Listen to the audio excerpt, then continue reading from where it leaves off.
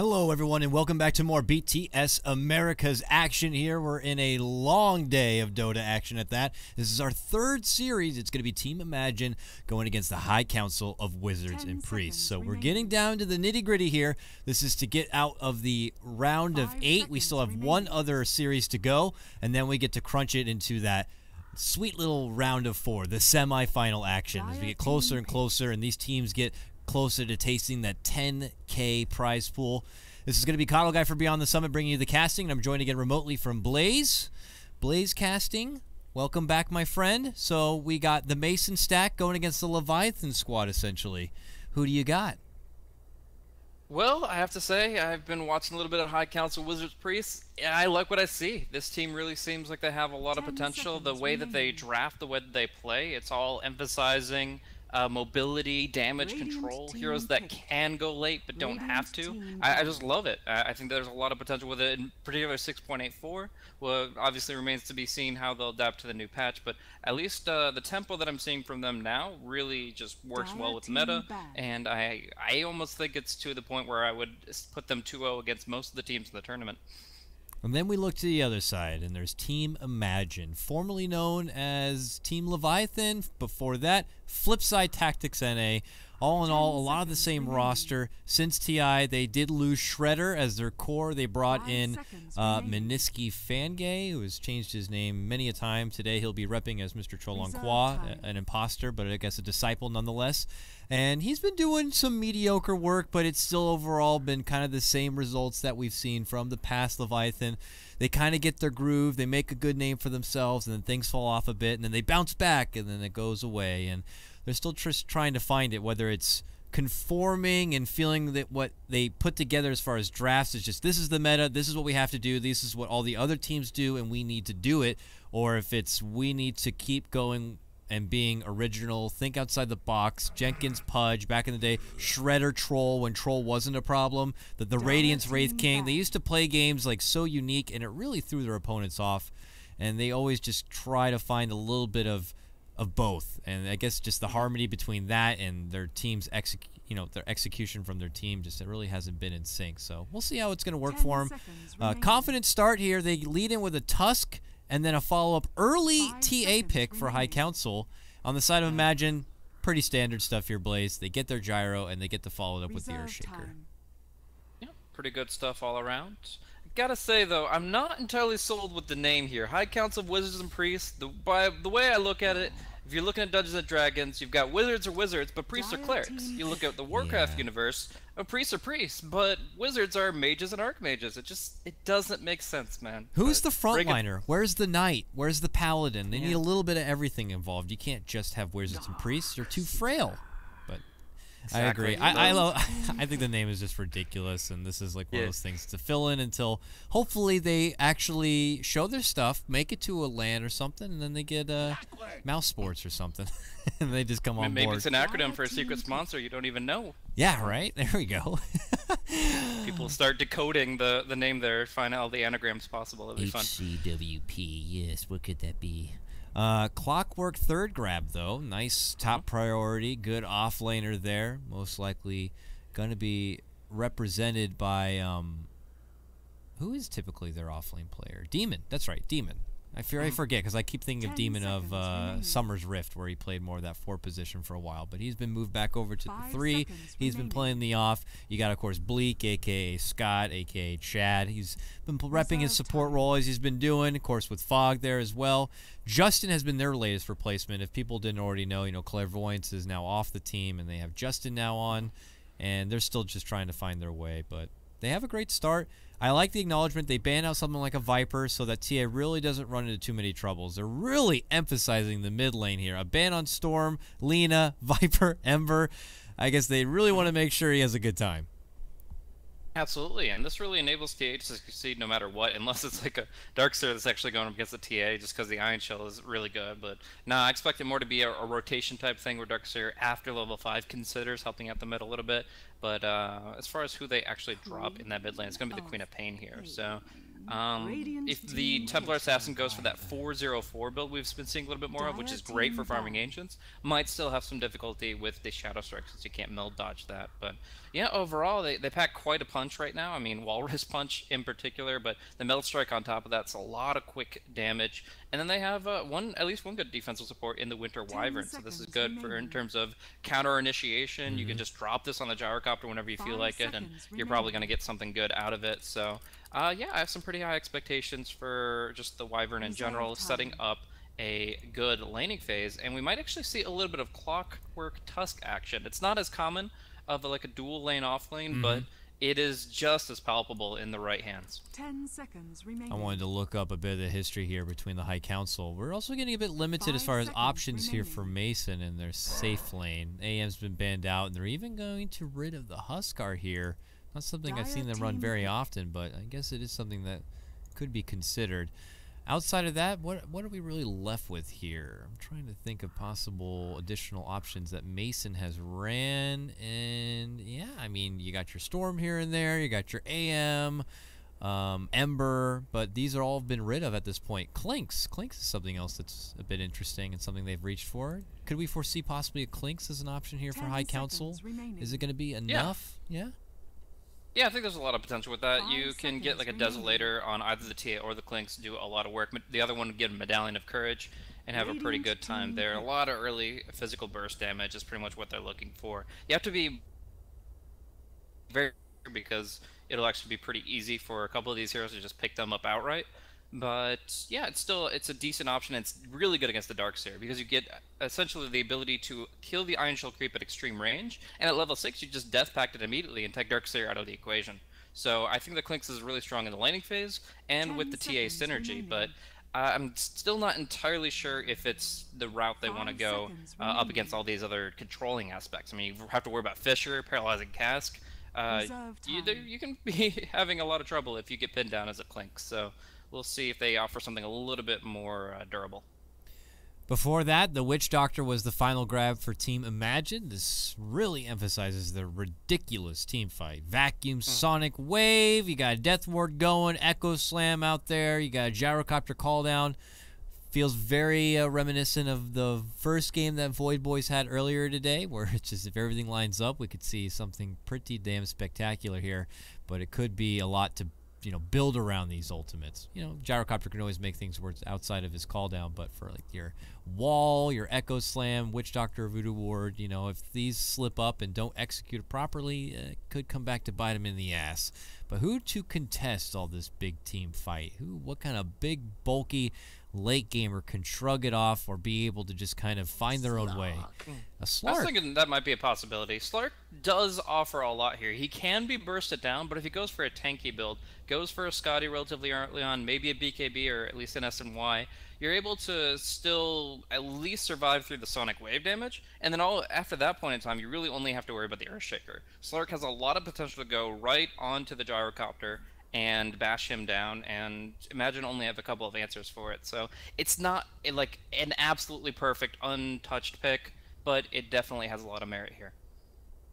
Pretty ironic that his name is something about bananas, and they used to play with Banana, Demon and Banana on Banana Slam Jam, Slark, Bananaless playing Slark.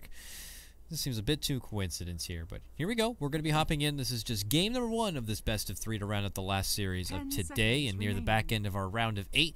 This team, whatever team is going to be victor here, moves on to face Complexity, who we just witnessed best Void Boys 2-0.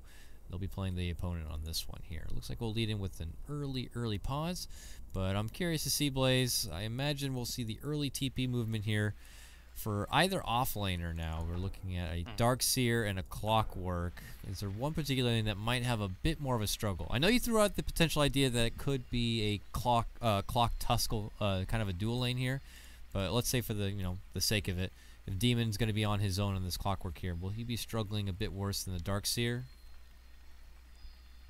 Well, it really comes down to how Fog plays the matchup, because Ice Shards can be a huge tool against Darkseer, or it could be a non-factor. It really comes down to how the Darkseer positions and how the Tuskar uses that ability. So it's not as good as a Fissure block, but it definitely has a lot of value. And then it might just be enough to set up a Pounce, which by itself could be sufficient damage. So yeah, it comes down to how they block off the Darkseer, how they control his positioning, and maybe how greedy he gets. But as you're mentioning, we're going to see a TP scroll picked up by Fogged, so likely to TP to the bottom lane to scout out that potential ward from the Darkseer. I like how if you check out Darkseer, he's just sleeping. He's like, whatever, I'll wait for this pause to be over. Just laying on his ass, ready to go. Nice. Shibby's going to be back now. Looks like we'll be ready. Shalonqua poser underway. But I'm trying to think. Stretching outside of that, we don't get to see Slark very often, though. If he has the luxury of being able to go extra greedy in the laning phase, he builds into Midas. You can get some sort of hefty, motivation little kind of item like a Blink, a Shadow Blade. We'll have to see which is in more particular interest to someone like Mason. Is Slark just going to be able to do what he wants here? We know him for being able to buckle down the farm, but then there is a fighting phase here to Slark where he really would love to go out there on the prowl and maybe pick up some, a support here and there. But is this typically an easy lineup for him to be able to go out there and go into? It's a lot of stuns. It's hard to get, hold a queen. You don't want a one-on fight a gyrocopter typically. You still at least have Cask of Witch Doctor, which is all right. And we already know Earthshaker, Fissure, and Darkseer Surge. I don't know. Is it convincing enough Slark's going to be able to kind of get some kills and be able to snowball?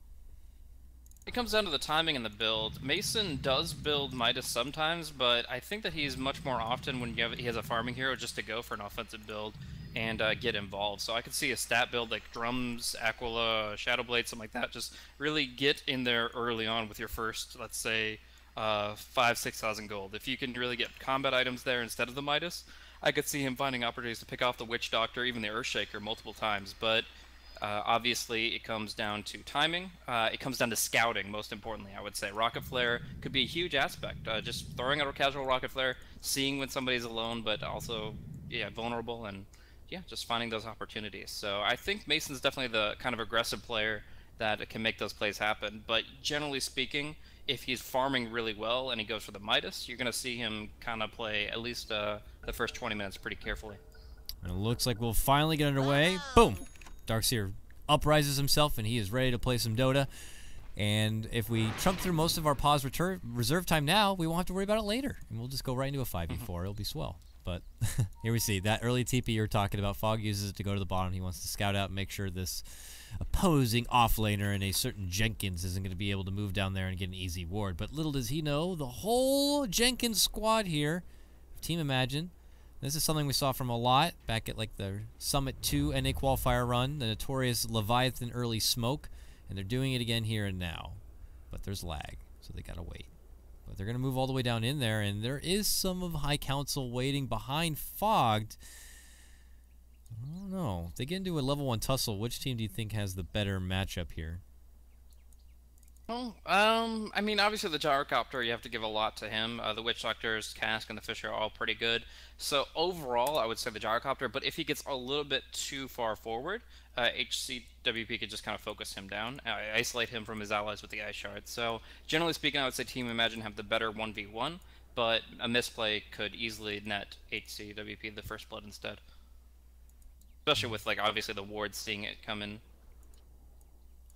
Well, it looks like we are going to be waiting just a little bit longer as Flying Zebra is experiencing some lag issues, unfortunately. So we'll have to wait for him to come back.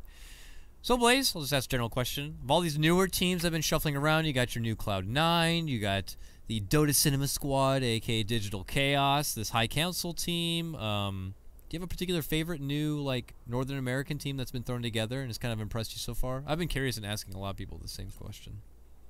I was just looking at the rosters initially. I had pretty high hopes for the Cloud9 squad, and they've pretty much been on point with what I expected. They are doing a lot of research going into their games. It's very clear that Theban1437 knows what the enemy is going to be drafting up, where they're going to be placing wards, and there's just countless examples in their games individually that you can look into. So I would say that Cloud9 have definitely impressed me the most, and not unexpectedly. I think they have a really strong set of players that could go pretty far. They really have shown it. It was an undefeated run right through Nanyang, and I had spoken a bit to Lumdun, who is their coach, and he was very confident, and was even confident after that when they faced off again in the rematch against Digital Chaos, They actually ended up dropping that series 0-2, but that just goes to show everyone's getting a little bit of everything. Dota Cinema just got done. They didn't come out on top, but they made it to the end of elimination mode. The Moonduck tournament. I also almost called them the Dota Cinema group. But, you know, they got really far there. Team Fire just made their way to New York, and then, you know, now Cloud9 made their way all the way through. It's neat. Each team kind of... Almost any one of those top 3 would be able to take a win off each other. It's just I'm still... And Fire's really fun to watch, too. Oh, yeah, certainly so. But what happens is now I'm really hungry. I want to see EG face off against one of those 3 teams, just so I can properly gauge if EG is still that much farther ahead than anything Cloud9, DC, or Fire have, you know? Yeah, that'll still be the metric for the scene, that's for sure. We're going to see this ward positioning. Fog should be able to scout this out. Hopefully he'll be able to disengage, but that Fisher is still very long range. So smoke break, yep, just on Shibby, but they just now saw him, and they might still be able to get a stun out. Longest coconut ever, holds him down briefly. Flying Zebra waits for the fissure, but it will connect there. Not enough to block, though. And Flog will sip on through, and that will cost a bit of mana here to Mr. Zebra. He does have a clarity still, but just the one, which could set him back a bit if he was just deciding to try to harass as much as possible with that fissure. So it looks like they'll just kind of take over instead and get that bottom rune. That will leave the top one for the High Council here. And they'll separate back to the laning phase. We'll see if there's going to be anything. And they doubled up on this ward, by the way, so this should be a blocked Radiant Pull. Oh, yeah. Certainly so. Because look, let's look at what kind of detection they got here. Fogged holds none. He's getting on the courier, but yeah. it's still on. Like, it's really difficult to deward that kind of split. Like, they have to guess that there might be one on the eastern side, but it's you put the one like straight on top, which will get him the one for sure over here by the magic bush. You'll see it now. It's not going to get him the one on the right hand side, so they'll have to just hope between. This is like where you have that 50% chance it's either on the right or the left. He won't know it's blocked yet. He'll think it's just blocked for now, but then once they see it's actually still blocked, they'll have to take another guess as far as where the ward will be. Frustrating early start just to try to get it set, but all the better as they're going to be rolling with a Gyro Witch Doctor offlane setup here from Imagine. Yeah, maybe trying to dodge out some aggression there. Hopefully I can reconnect back in. There was a attach update, but I have crashed out twice. No, it sounds like the same exact thing that they were just running into. So take your time, no problem here. So it ends up being a duel versus this Tri setup. Bleak is going to head back to the camp, and he will see that is still blocked out. So Fog will have to come over with that Sentry Ward, and they'll have to try to, you know, play the game, solve out and figure out where the ward is, but they're not going to catch it yet. So there's still more time where they're just going to have to deal with it here. Mid lane matchup, TA 5-3 CS for the early start, going against your Queen of Pain 2-2. So Justin already kind of taking control of this. He's got close access to the Ancient Camp, which I'm sure will be stacked up pretty damn fast. But overall, your Queen of Pain not too happy with the early lead into this. And to round things out, for Demon, though, he's a happy boy. He's got the wave all the way under the tower. He's actually second in CS, 5-3 on this Clockwork, who's already at level 3. It looks like they're able to respond now with the pull-through from the birds. But overall, he's getting a lot in this offlane setup. He's actually got 2 points to spare for Battery Assault. He could actually do a lot of damage to Jenkins here. Jenkins is pretty tanky, so I can't say that'll kill him, but he will certainly do some damage here, preventing the Surge cast animation, looking for the cogs on the Surge, would allow him to get the kill. There's some real damage, but I'm not sure if it's enough. It's very close with the Rocket Flare. Oh, yeah, I was going to say he had that extra point. He could put it into the rocket, but it's, yeah, not enough. Jenkins is able to wait out the long cogs and get away. I'm kind of surprised he didn't do 2 points in Battery Assault, though. That would have been first blood. And I guess it's just the heat of the moment. Maybe he felt he already put the 1 point in and activated it, and he's like, I'm not going to follow it up with the second point. I guess he just tried to read out how the situation would go and figured that if there was a chance that he was able to surge away, which is a fraction of life, he'd have the rocket to kill him. So you have to... mid lane. Going to be a very good Fisher block here on Very Justin. good. He's going to try to body block the remaining bit of gap here, and it looks like it might be enough. Right click, and got him. It is going to be Mr. KotLGuy, aka Mr. Minisky, who's going to be getting the kill, but bottom lane also a breakout. We'll catch the back end of that, as they're going to be able to bring down the Witch Doctor to even things up. Mason will grab that one. So it just comes down to isolating your kill targets, especially for the High Council draft. They really have a lot of potential to just put somebody away from their allies, keep either the ice shards or the cogs to kind of separate the fight, and that can really allow you to make the fight a 5v4 from the onset. But at the same time, as far as overall lane momentum, we're seeing that overall the HC are the CS leaders, with Mason struggling a little bit against that aggro try. And we'll have to see if there's going to be any sort of potential bounce back here for Imagine on the bottom lane. Shibby's at 8-4. I'm sure he would love to be able to get a lot more if you kind of put a plan in motion to set up an aggro line like this. You're not looking to draw with the other lane. You're looking to be able to overtake, and now they're overtaking the pull right now and trying to contest it. They get the stun onto Bleak, but Bleak will easily Arctic Burn and fly over the trees to get away from this. But Imagine are just letting them know that their presence is here, and they're not going to be able to get away with anything free. They'll leech the XP, take away from this pull camp, and get themselves back into the lane. So this just turns into more and more of a headache for Mason, and the nice thing is that they keep the supports busy. This Tusk is not really, at any time soon at least, going to be able to venture out and, you know, try to mess with any other lane. Yeah. Still though, I mean, they've got a couple of early magic sticks, which helps them in the try quite a bit here. Fogg is able to actually commit to this next play, and it very well could be right on the gyrocopter this next time. So we'll see how the spells play out, but I feel like Fogg is going to find an opportunity pretty soon, and those extra magic stick charges might be enough to get him out as well. So yeah, it comes down to how passive versus how aggressive. Their Observer Ward scouts a rotation away, so, and they see the Witch Doctor mid, so I think they want to try for an opportunity pretty soon. Yeah, they're thinking about it, but mid lane, that's also where they did get Queen of Pain, a nice DD rune. They make a committed jump onto Justin here, but there's not going to be enough. Plus Bleak even rotating over was on hand. So just an extra bit of harassment instead. Queen of Pain makes a return, so Witch Doctor, you can bug off somewhere else. And it looks like if he can make it in time, maybe a quick stack. Come on, get around the corner. No, he's not even going to go for it. But he'll take his business regardless all the way back up to the top lane and accompany his good buddy Mr. Jenkins for now. And Jenkins has a soul ring. No boots yet, but it looks like he's going to be going down that road and picking up a mech in due time.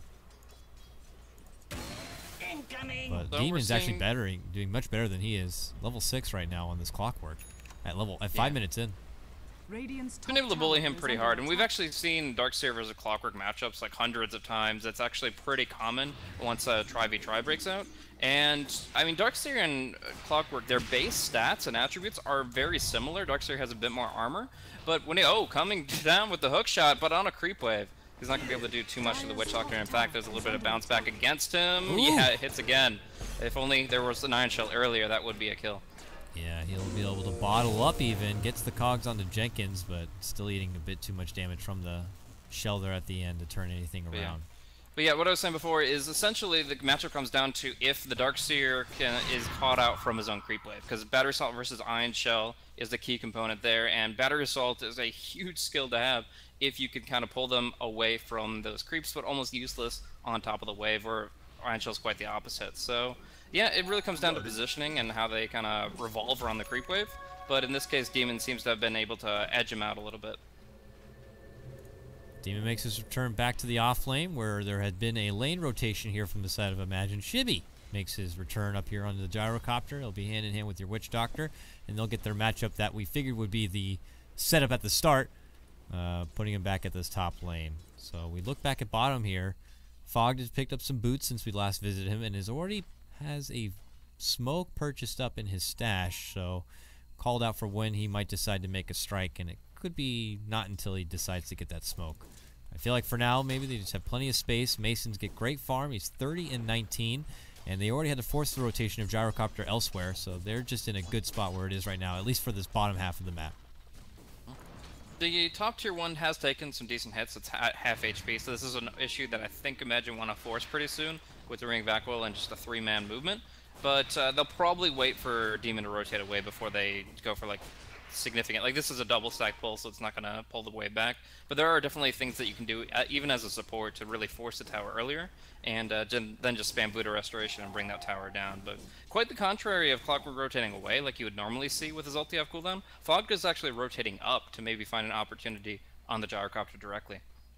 Well, they're not finding one, and it looks like they might instead go somewhere else. At least Fogg for sure will. Team will take the moment to scout out. He sees the pull happening, and he'll just kind of hang there for now. But look at this. Imagine did place down a nice aggressive ward up by the Ancient Camp, so they see exactly what Fogg's up to here. And this Queen of Pain is level 7 and has Sonic Wave. I was going to say, if Fogg was a bit out of position, she could make a committed jump up there. But that would be tricky. You're going into a snowball. Looks like no worries about it. He's going to pull back and away. The stack is going to be there. And Imagine might plot around when this TA decides to do those stacks to really strike.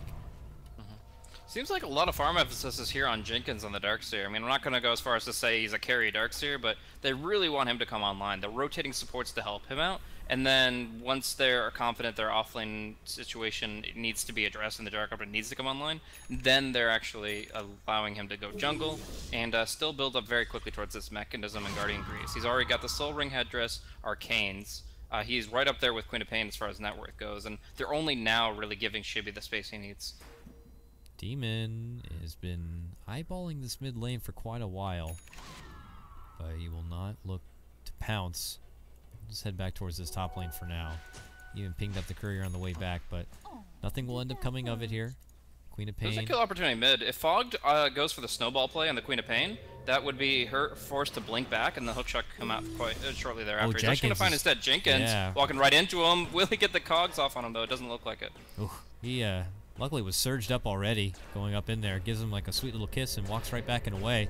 And Demon will make his return. No, cancels the TP. Cancels. Maybe he wants them to think that he's gone, and instead they see and sense that something's going to break out here, possibly on the Justin, and he wants to be there just in case. It's not happening. It looks like just two people TP'd, both Fogged and Demon. They didn't really communicate that very well. Yeah, it was definitely a bit awkward right there. Calling out for probably different possibilities and engagements, but kind of second-guessing it. They'll pull back out. And it's off. Still been, I don't mean to harp on my boy Fogged a bit, but this is a pretty quiet Tusk game, I'd have to say so far. But he's getting close to that level 6, and that's when it makes the setups a bit easier for the extra bit of lockdown. 10-minute rune will come. Demon will take it. He'll head his way back towards top.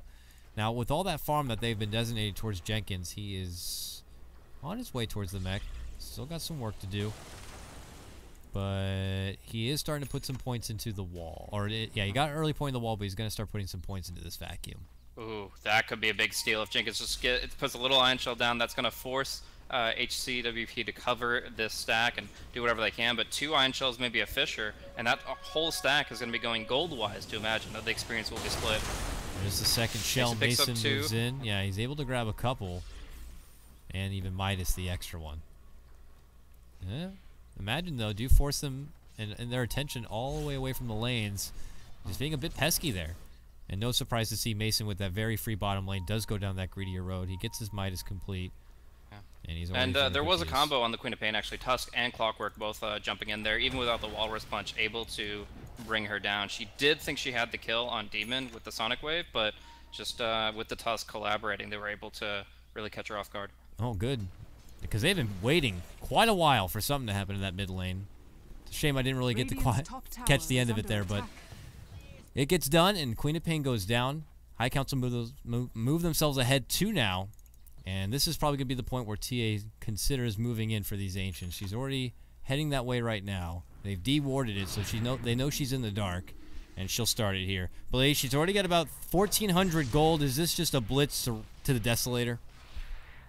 I'd say so. I mean, you definitely have the option of going for a Blink Dagger with the fact you have a Clockwork and Tusk as well, but I don't think it's a necessity. I think the Desolator is most likely the way to go, and yeah, he could get at least a Mythril Hammer very, very shortly. We are, however, going to be seeing a smoke play against him. They know that the Ancients is a pretty key point of emphasis to the TA, but they seem to be focusing on rotation in against the Slark first and foremost. They're heading that way now. He's just on the other side of that bend. If they can turn the corner without getting spotted, they know he's there. He's walking right into him. Uh-oh. And they got him. Oof. Went right into their lap. Couldn't have asked for anything sweeter. So with that, they're going to quickly take down the Slark. They will be able to successfully stack the Ancient Camp again and have it farmed again here for Justin. And it looks like he made a purchase, and it will be the Desolator already completing the 1 hammer.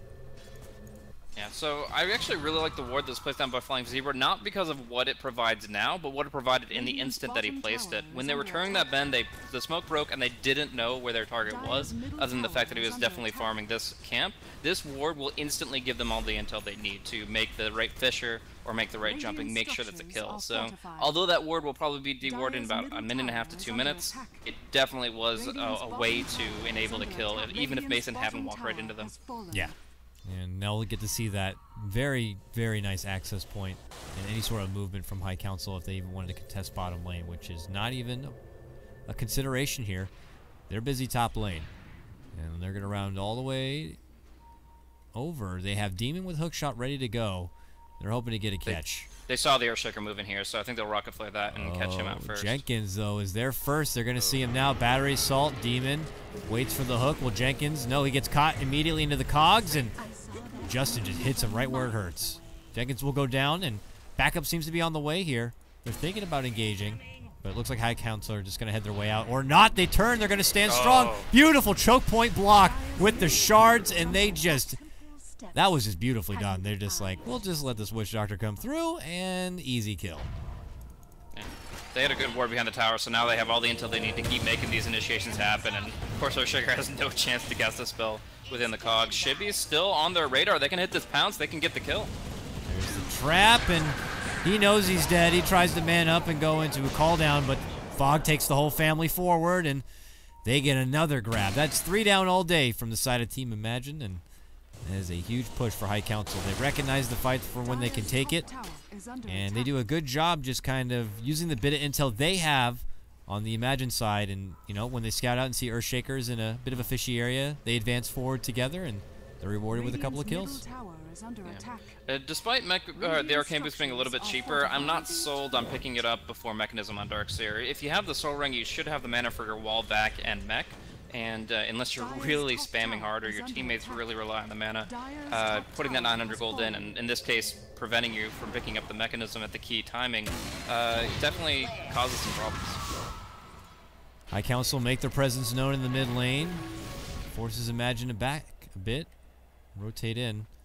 This is that nice mid-game period. Level 6s for everyone here, even the supports. The smoke comes out for Imagine, and maybe get this Witch Doctor Death Ward to some use. They're going to start hitting in here. Will they get another catch onto Mason? He's nearby, but he actually already heads to the low ground and will be out. You look at their vision. They didn't really have the idea that they're nearby, but they get the catch on the Bleak. Fissure's there. It's on the other side, though. Snowball picks him up. He's still there. But now a Death Ward comes out from Team Imagine. That will finish off Bleak. Demon jumps in. Doesn't get the catch, though. Nusham's able to do a big ward, but now comes trouble. Justin moves in. One more right click could do it. A good Fissure block from now from Zebra, but look at him pouncing on in. Mason will get the catch. Pops him right there with the nuke, and with that, Imagine will have to rotate back and away. It will be a 1-for-1 exchange of support for a support. Could have been a lot more. They do free up the jungle with that D ward. It's just essentially like that. The Witch, I don't see a way the Winter Wyvern doesn't die there. The way that Winter Wyvern works defensively in this game is really difficult because essentially, like, you have all this magic damage following it up. You have the Rocket Barrage, you have the Iron Shell, the Screams. You're not really going to be able to keep an ally alive with just the Cold Embrace. So this hero kind of shifts his tone a little bit and is mostly just trying to counteract the Witch Doctor in the same way that the Clockwork is. Yeah, and what a better ability to do so. A long-range Axe Call / Black Hole. And now, we'll see here. High Council, it's their turn. They'll smoke up, and they look to head out here. Yeah, great TA trap here. This is going to give them all the information they need. They'll kill Shibi first, for sure. They'll see the stack. This is just too good of timing right now for High Council. Now, they did drop a ward. I don't think they spotted it, but they have their own ward right next to it. But they are in an alerted position. They see no one is anywhere else in any other lane. Something's fishy. High Council go right into the pit and actually start working on the Roche instead. Team Imagine are just kind of waiting back. They're trying to safely do this Ancient Camp, and they're going to get rocketed and constantly scouted out here, Blaze. This looks like it's going to be an easy Roche for them.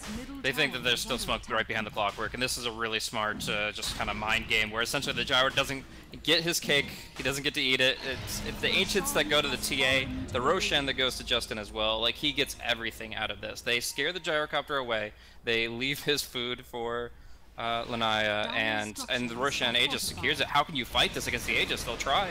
They're going in. They got to do something. That's way too much money right now for High Council otherwise. And now they roll in. Shibi eats the curse, but it just holds him in place because the real damage comes thereafter.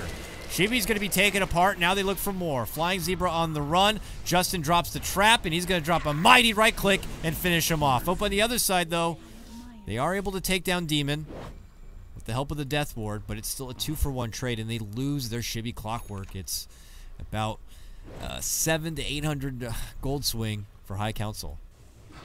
And they'll just take the tier 1, probably the tier 2 next. I mean, what is going to happen that allows Imagine to hold a tier 2 tower in this context? A perfect wall of replica Sonic Wave, ideally, but right now it just doesn't seem like they're ready for it. And HCWP, all they need is the Clockwork to TB the tier 1 to be very confident. They'll look for a pick with the flank, just newly picked up as Mason's Shadow Blade. Here he is. He moves right in, and oh, quick, convenient timing. He's able to blink away from trouble. They drop a sentry ward. Mason's already on the way back out. And it looks like they'll just pull away from this tier 2.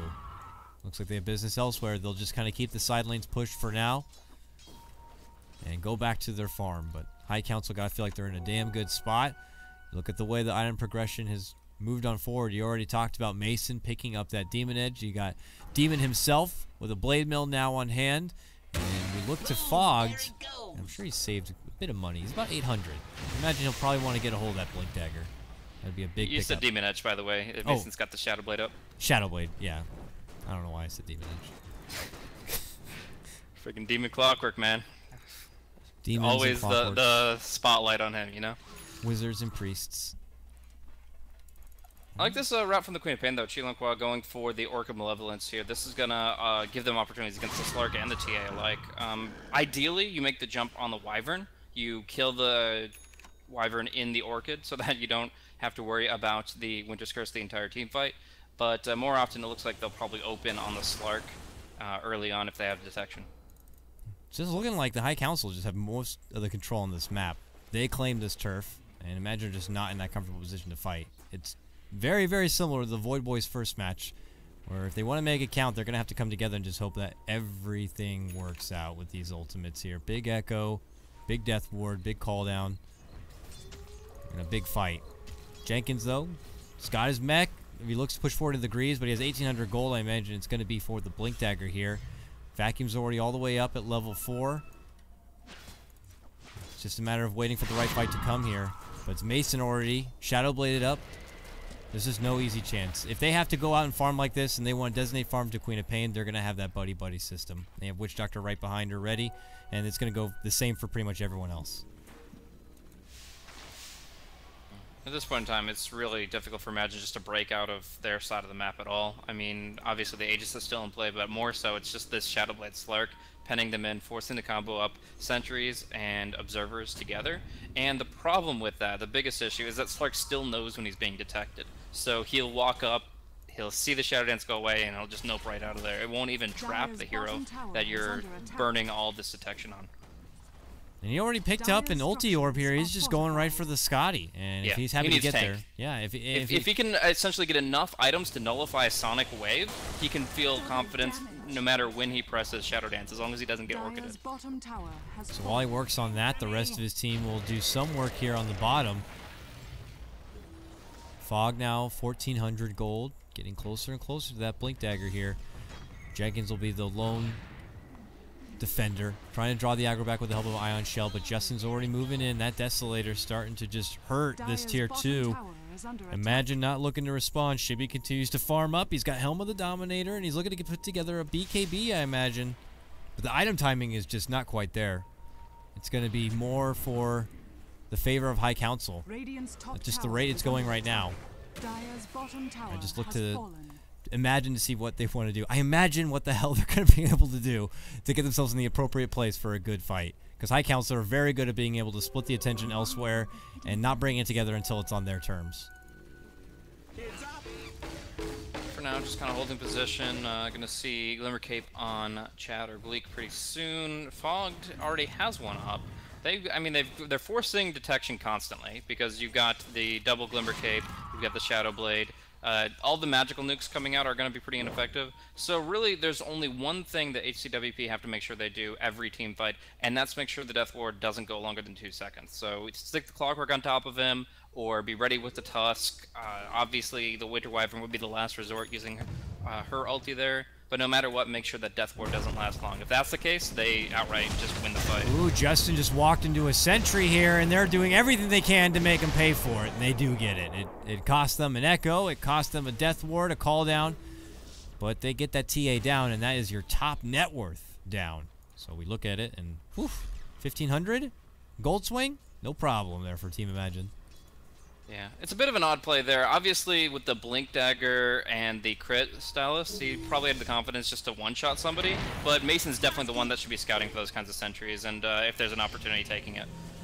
They look for Fog. Fog goes for the Glimmer Cape, not the Blink, and he already puts it to use here. Now Zebra caught out. Big pullback to get him away from the Winter's Curse. There goes the Sonic Wave. Bleakberry alive, going to be forced to go into save, and look at that. The uppercut on the Queen of Pain, not going to be enough to stop him. Blink will eventually go down, and now they look for Fog. Glimmered up and on the run. Chelanqua still on the chase here. They finally see him now. He comes out from the dark.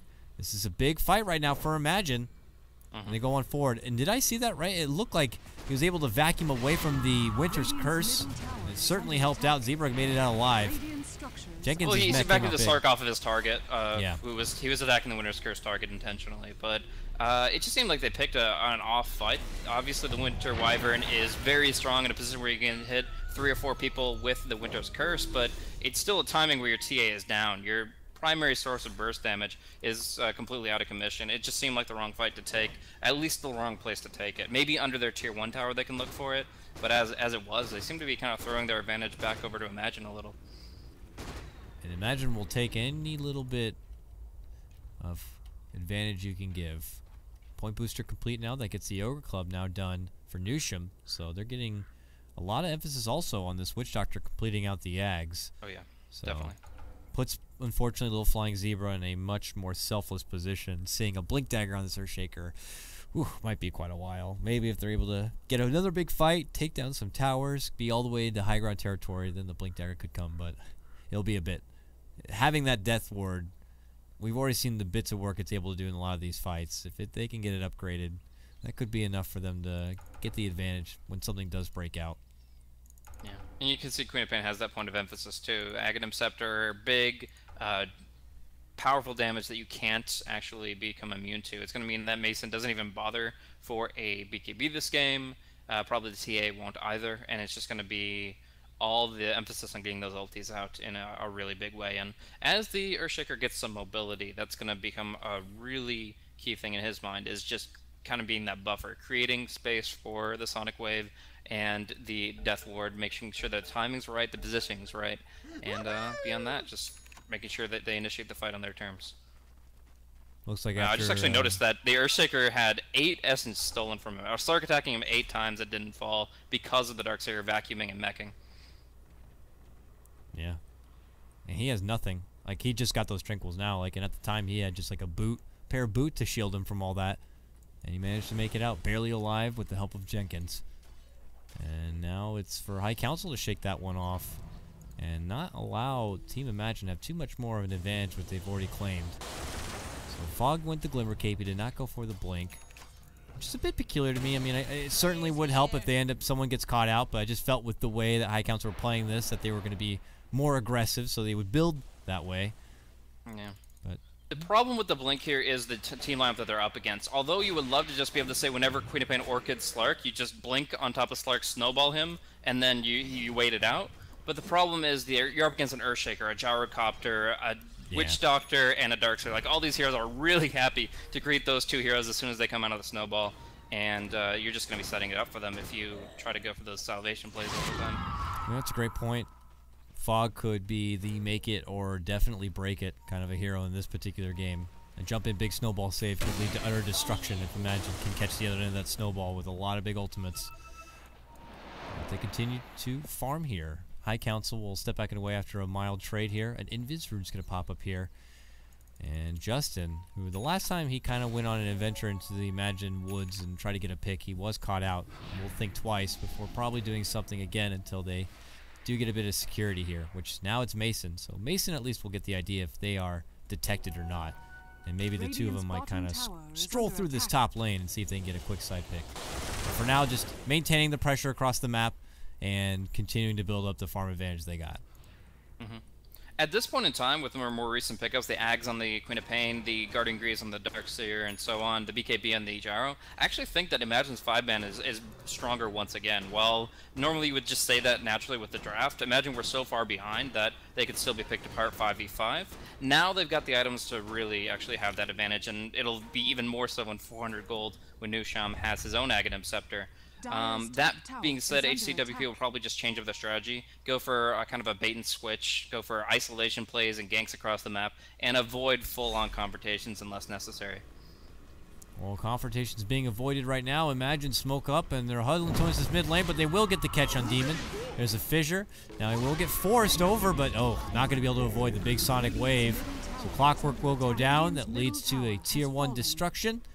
And Imagine will continue to take every little point they can get. Now top lane, they rotate in. Their tier 2 is very low, but they're able to make it there in time. High Council thinking about staying. It looks like they will eventually depart. Bleaks out. Justin follows up with the TP, and they will not look to engage. Here's a nice little pick. A 2-man smoke just for the Roshan, but Queen of Pain's kind of accidentally there to head it off. She definitely didn't intend for this, but smoke's still online, Chulon Quad, and they're just going to move around him. They saw where he was positioned, and assuming he doesn't go straight north, they're actually still going to be able to slide right on by. All right, can he make it in? I mean, there's also an Earthshaker heading in from above. They creep themselves into the pit. I think they'll actually find this. It's so unpredictable. Haste Room. Oh, gets hit with a rocket, and she will not peek into the pit.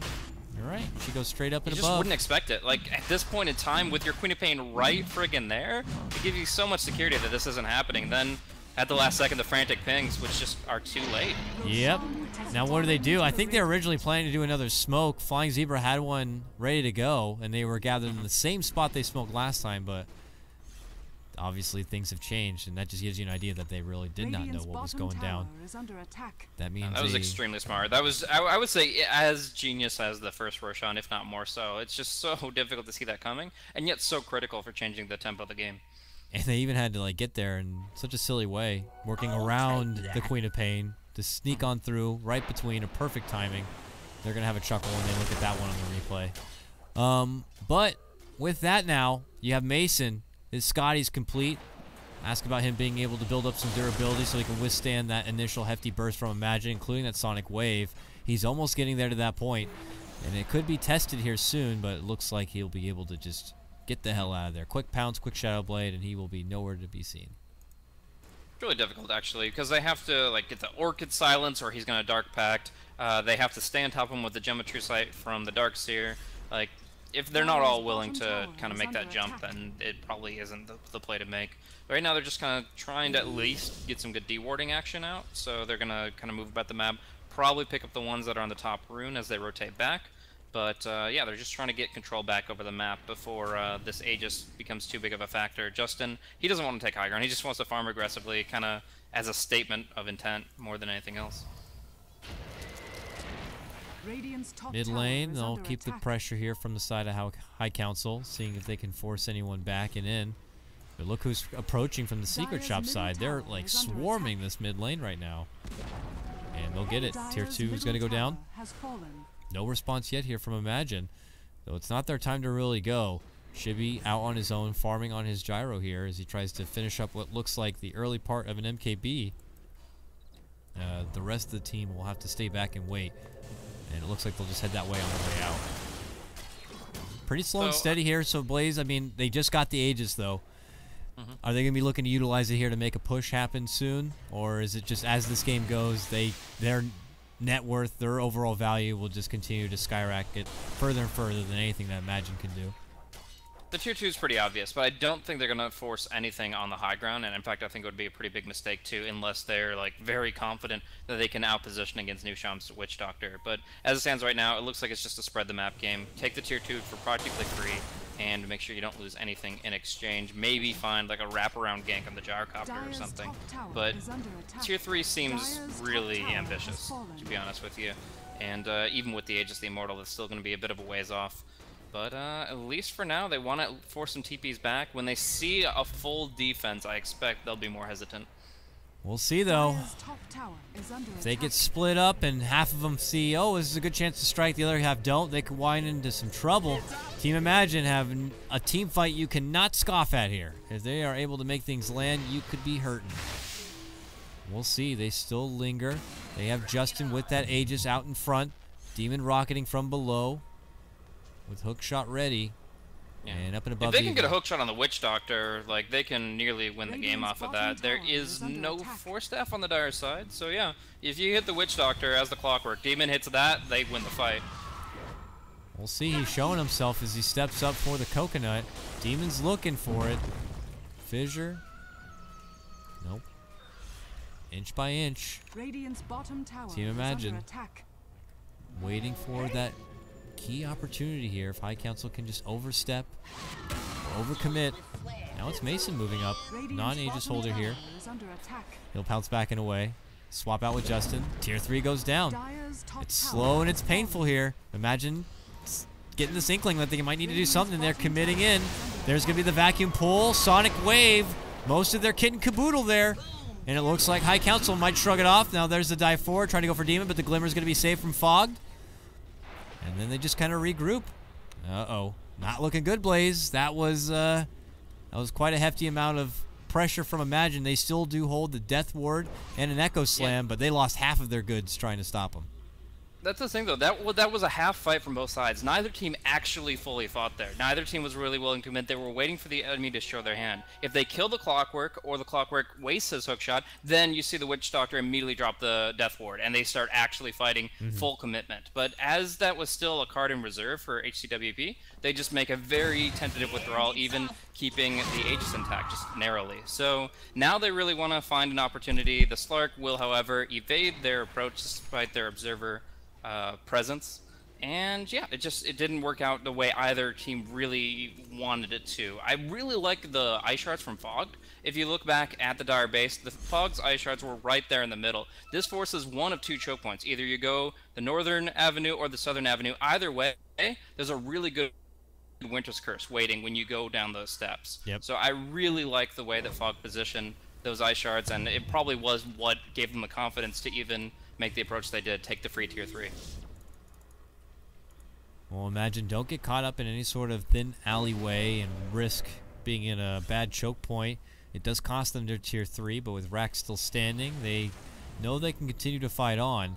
But High Council do recognize that because of the pressure they put out, having corralled almost Team Imagine like sheep back into their gate, they control most of the grass, most of the farm out there, and they'll just continue to make themselves bigger and bigger. Because if we look at Imagine's side, you know, they're just waiting at the front door. Where are they at? Are they coming? Are they going? We look at their vision. Not much of it. They have one deep aggro ward down below, and then one that sees that Mason's farming somewhere up there. But we don't know where the rest of their team is. Probably nearby.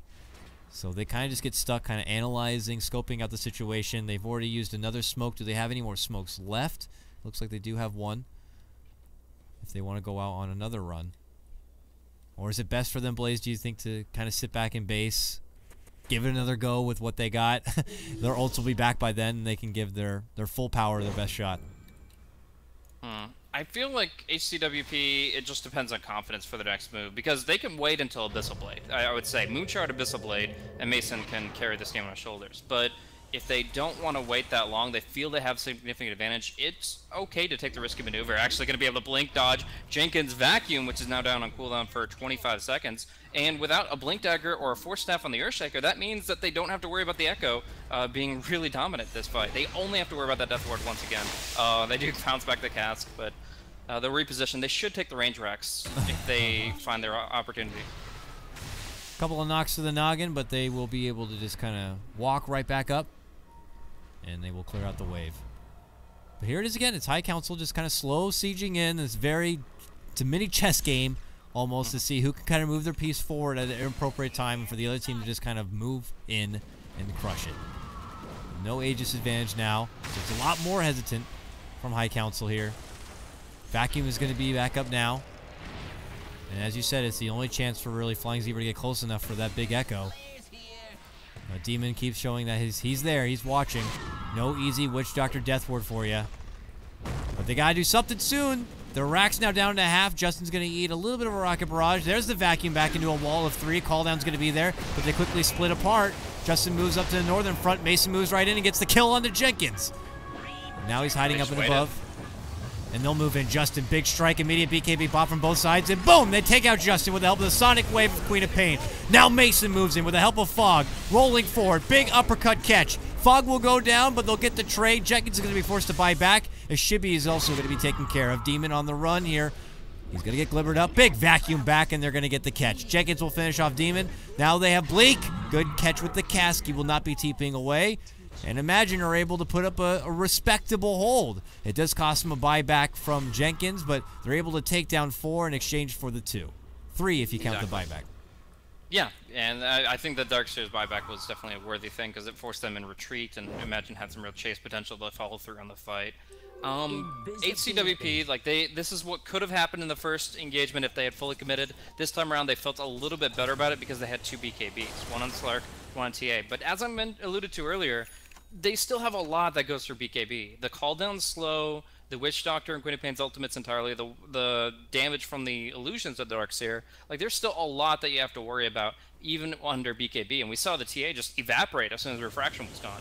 So what it comes down to is just timing, approach. I really like how they waited out like 80% of the death ward, but they got impatient and they still jumped in with the last 2 or 3 seconds channeling, and that was what took out the TA's Refraction. It's these subtle little things that allow you to blow somebody apart, and then the fight starts garnering momentum for the defenders here. And I really like the patience coming in from Imagine too. They played that really smart.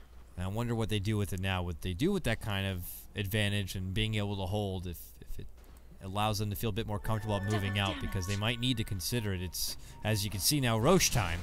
And first on the scene is going to be High Council here. We'll see if Imagine has something to say about it. Mason's going to be catching out Newsham, and he goes down. Now Winter's Curse follow-up, and Zebra's out immediately. 2 will go down. Snowball forward. Fog bringing company as they get the quick tusk punch onto Jenkins, and the Darkseer's going to get dropped. 3 go down like 1, 2 drop. Now they're going to get Shibby. 4 all day. Ooh, just when we were getting ready to praise Imagine for a strong hold and what they're going to be able to do with that bit of advantage, they go right into a fight they simply will not win. Yeah, and I mean, that was a textbook positioning advantage. You saw the cogs and the ice shards on the stairs. There was no way for them to maneuver in or out of the fight. They couldn't get in position for the spells they wanted, and they just got torn apart. That was great ice shards from Fog, great cogs from Demon. They just had full control over positioning, and that's what just guaranteed it. Now we'll see Chilo and Quad try to go for the blink back. Snowball following through, and the ice shard should be involved too, but blink in 2 seconds. Will it be enough? No. He gets bursted down, and Mason gets an unstoppable streak. At 719 gold on top of that, Chilo and Qual is actually pretty stacked.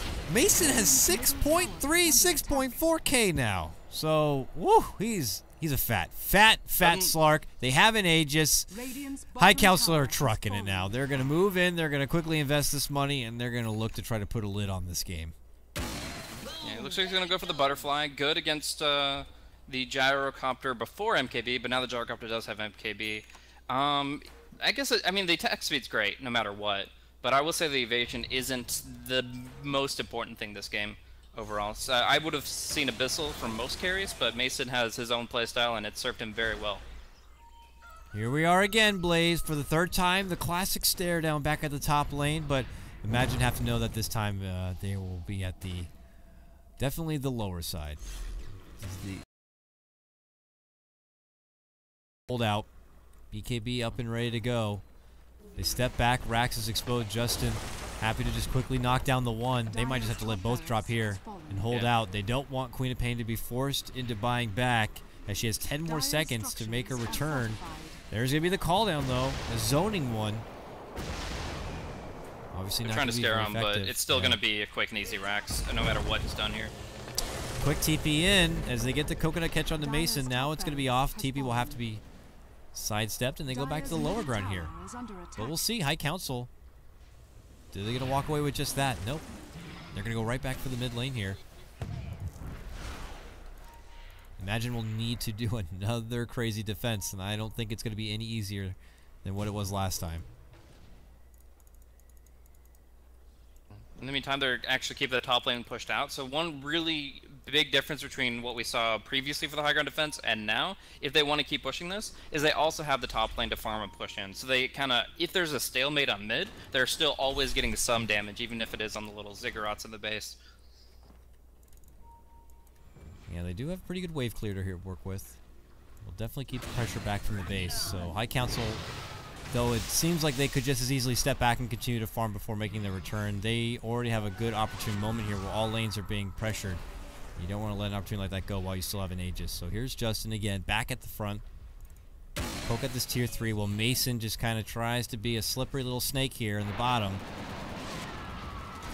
There's going to be the hook commitment from Demon. Just to toy with him a bit. Drops the cogs, forces himself right back out.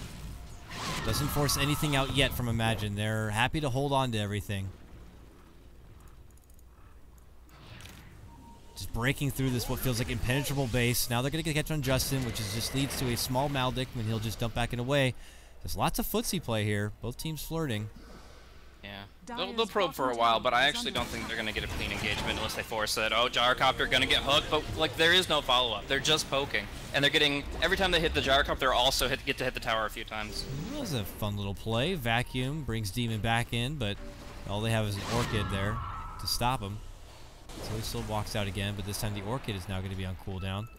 We'll see if that's enough to trigger High Council to make a push. Looks like not. Orchid's going to be back up and ready now. And here's Justin again. This time the tier 3 could be going down, and Demon goes in again. Cog Force. Well, for now, pops his Blade Mill. Where's our Force Staff at? He's able to make it down. The Glimmer's going to be there, but look at that. Okay, follow-up. Vacuum and Sonic Wave. That's going to finish off Bleak. They get the first life. Look at that. Force forward. Echo. Big setup from Flying Zebra. My goodness. Mason's still in? But Mason's alive and well. He Shadow Blades. He goes right into the Shadow Walk, and he starts chopping away at anyone still standing. Slashing him from the ankles below if he's got to. And now they look back to Zebra. That should be an easy pick. Queen of Pain also to go down, but they are able to get the quick return kill as they finish off the second life of Justin. Mason, the lone survivor. Yeah. And that's just huge. I mean, taking down the TA twice, taking out 3 other heroes on top of that. I mean, it seems like Imagine are in position that when they have everything, they can still hold, but it's still, every single time they come out of these fights, they're still in a worse position map-wise. They're taking massive damage in the tier 3 leading up to these fights, and although High Councils, Wizards, and the Priests are kind of engaging haphazardly, they're still, every single time they move to this side of the map, getting permanent damage done on the tier 3 and racks. So it's a matter of, yeah, rinse and repeat if High Council want to slowly take their way into a victory here. But for the second time, we see Imagine put up a respectable hold. They get their Dream Echo off, and they get their setup. Well, how have they decided to Mason loves attack speed. I gotta say, like, this item build is all attack speed. He's got Moonshard, Butterfly, Midas, Shadowblade, Treads, of course. Like, this guy has so much attack speed, but he doesn't have the Abyssal that would take the most advantage of it. It's quite surprising to see. Like, I gotta go back to what I talked about before, that Butterfly seems a little bit ineffective. He's up against an MKB Gyrocopter. The Witch Doctor can change who he's targeting with the Death Ward, and if the bounces hit the Flark, they have a 100% chance to hit. You can't evade those. So it really feels like just if he had an Abyssal, like they'd almost have a guaranteed kill on one hero with the big Abyssal jump, and instead he's got this Butterfly, which, don't get me wrong, is a great item, but it just, with the fact they already had a Solar Crest and the enemy already has the ability to True Strike, seems a little bit weak. I can relate with that for sure. Maybe he just wants the Flutter to quickly go from camp to camp. Yeah, got a Flutter, man. And, you know, be able to get from camp to camp, and he got the Moon Shard so he can just get more of those shift charges faster. But I see, it seems a bit all in with that serious speedy right click. I want to see if it pays off for him. He certainly does hit freaking fast. I don't think I've seen a Slark swing that quick. So he'll quickly chop through this top lane. But look what's happening down below near the secret shop. They catch out Bleak here, trying to plant a deep ward, and, well, the dragon has been tamed, and they're going to quickly smoke thereafter here. Look at Imagine now. Let's see if they can catch anyone out here. One heads towards the bottom, a long ping on the Demon. Haste. He's back now. He might just hookshot out, though. He's been using his hookshot like every time he can, just because he loves the short cooldown of it. Looks like he will just be able to TP out, and Mason might run into them, but unless there are like 3 there, he should be able to disengage. In fact, they just see him on the creep wave, and he continues onward. So they're still in a really good position this game, but they seem hungry for an opening when they could just wait the Wyvern's death timer. The trouble's coming. Everyone's TPing away. Are they going to be able to make it out? Mason can't see him. Will not make the pounce in. And they're all able to quickly get away. Oof, just at a moment's notice, too. I'll take that. So they're back in their safe haven. High Cancel continue to truck on in. Well, is it worth them to just wait it out again for the next Roche before they really want to move on forward? I mean, we're starting to get to critical mass here, Blaze, for some of these players here. Deciding to get rid of maybe the Midas, eventual trade out of the Shadow Blade. Look to Justin, and my God, the boy hits hard. Down to 7 charges on his BKB, but a Daedalus MKB, Desolator. Oof, and 3K gold saved up on top of that. Yeah, so no problems with buyback there. Plenty of reliable gold to go around. As far as, yeah, Aegis, I think still could be a pretty important aspect. You can bench the Blink Dagger for your sieging aspect, and that allows you to actually just take the tier 3 guarantee. That's only 98 HP. And then probably the range Rex for free. Like, the entire time they try to tentatively poke at you like we've been seeing, you've got another life in reserve. And I feel like the Aegis just guarantees structural damage to Imagine's side. We're going to see the Satanic come out for the Gyrocopter. Still like a really important item for his overall build, but I'm not sure if it's going to be a game-changing one for him now, as he's still lacking the most important thing, which is damage. AC helps a lot, but if he's the focus, Satanic is the right choice. If he's not the focus and he would have gotten the flak off, then obviously damage would do more. And focus is definitely a fickle thing looking at Team Imagine's side. You got a Witch Doctor who's going to be dishing off a big ultimate that is going to have to take some of your focus. You got to keep eyes on this Earthshaker if Demon wants to decide to go for him and make sure he doesn't have opportunity to sneak in. He only has a 4-staff for now, but that's more than enough for him to get in there. So you got to keep eyes on that.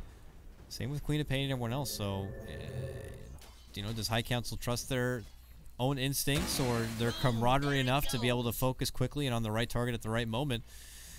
We'll have to see. Bottom lane, though, could see a head-on collision here as Imagine have smoked and they are charging in. But unfortunately, it looks like they could only get in the back end here of High Council. Ooh, maybe. Here we go. It's going to pop. Demon's going to be right there. It's quickly pinged out. Demon will be able to force, and he could hookshot away from trouble if necessary. But they do get the move on the Fog. Also a slippery target. Does decide to turn around. There's going to be this charge and snowball, and oh man, they annihilate the Witch Doctor. There's going to be the vacuum and the wall. Shibby decides to plant strong with a BKB, but he can't even bother. Both Justin and Mason will easily shred him apart. Zebra, just a last dying breath of an echo before he will go down, but it's godlike for Mason on this Slark. They get 4 from Imagine down. They only lose Fogged. And with that, they could now cross over the river and head right down the lane. Oh, how convenient. Roche is actually up. Let's just get him first. Yep, quick, easy pick up there. They'll walk right up with Asian Cheese just as Imagine are getting back on their feet. And the Gyrocopter is down for still like 15 to 20 seconds. So that's going to be at least 1 Rax, I would say. And at that point, they feel confident just to close it out with those extra items. The Aegis goes to the Templar Assassin. We're going to be looking at the cheese on Demon for now. Actually carrying the Desolator for TA, so a couple items he could pass over. Dire's bottom barracks are under attack. And Mason now does rid of the Midas, and Basher is on the way. Sonic Wave not going to do much. Demon makes the jump in, looks to go for Nushi here, who does force out from trouble. Vacuum back, they look to go for Slark. Death Ward, he pops his BKB. Ward is done, he is dead. And that could very well be the game here as they're able to take out the Witch Doctor. They'll step back, they'll regroup. It looks like they're waiting also for the approach of Fogged, and then they can move in. And Imagine, so they went out swinging. Mason did just buy out for the Abyssal Blade. It will be surprising, but if he dies, he doesn't have buyback for now. He dies, he dies. Let's see if he can do it. 2,800 though, he's big. Very, very hard to break through. And they're just going to have to let him do that because both sides are being assaulted right now. We'll go to full Skycam for this. And they may put their attention onto this mid lane, but they've already lost the bottom because of it. One more rack stands between them and going into Megas. And there's the vacuum. This is it, the final hurrah between the 3. Big Sonic Wave is going to be all the way out. Call down to come. Fog jumps in. There's the uppercut Winter's Curse onto your Queen of Pain. In the back lines, though, they already rid of Shibby. And that's it. The talisman thrown. Imagine will go down, and High Council of Wizards and Priests will take game 1 of this best of 3. Float like a butterfly, sting like a bee, and HCWP will prompt an early GG here for game number 1. Really looking forward to see what they draft up for game number 2. They had a really good idea of how to execute with their cores. And yeah, I mean, they even managed the aggro try really well. They were able to play defensively, which, like you mentioned, is uncharacteristic for Fog's Tusk, but it still got them to where they wanted to be in the mid game. So yeah, high expectations for game number 2, and Imagine gonna need to throw out some curveballs here, maybe some of those pocket strats. I hope they do, because if they don't, they will not be able to force a game 3, and they will be eliminated from BTS Americas. Remember, this is no lower bracket. This is it. Your one best of 3 to stay alive and move on forward. So we'll see if that's going to be the case or not. I'm KotLGuy for Beyond the Summit. That's Blaze. And when we return, it'll be game 2 of High Council of Wizards and Priests going against Team Imagine. We'll see you soon.